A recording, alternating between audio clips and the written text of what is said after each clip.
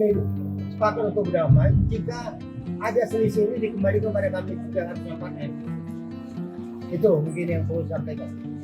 Kisruh hukum antara artis sensasional Nikita Mirzani dan dokter estetika Reza Gladys kembali memasuki babak yang tak kalah panas.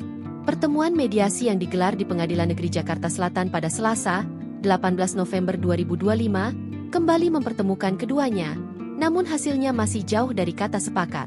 Ketegangan terasa sejak awal, apalagi kedua belah pihak kini membawa angka kerugian yang jauh lebih besar dari sebelumnya. Kuasa hukum Reza Gladys, Surya Batubara, mengungkapkan bahwa pada mediasi sebelumnya pihak Nikita telah mengajukan proposal tuntutan senilai 244 miliar rupiah. Sementara itu, tim hukum Reza justru mengajukan nilai kerugian sebesar 504 miliar rupiah. Kerugian itu terdiri dari 4 miliar rupiah akibat pemerasan dan 500 miliar rupiah kerugian imaterial. Ujar Surya dikutip Tribun News dari YouTube Intens Investigasi, Rabu, 19 November 2025. Surya menegaskan bahwa selisih tuntutan sebesar 304 miliar rupiah menjadi syarat utama dari pihak Reza Gladys untuk bisa mencapai kesepakatan damai. Kami mau sepakat untuk berdamai jika ada selisih ini dikembalikan pada kami 304M.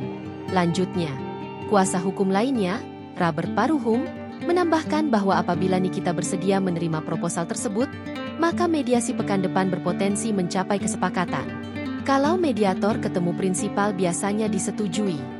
Mudah-mudahan proposal kami disetujui. Nanti kami terima 500 dan kami bayar permintaan mereka.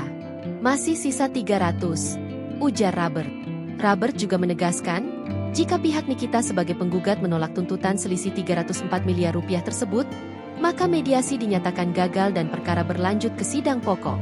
Terkait dasar tuntutan kerugian imaterial sebesar 500 miliar rupiah, Robert menyebut reputasi dan kredibilitas kliennya mengalami penurunan drastis akibat kasus dugaan pemerasan yang diduga dilakukan oleh Nikita Mirzani dan Makil Syahputra.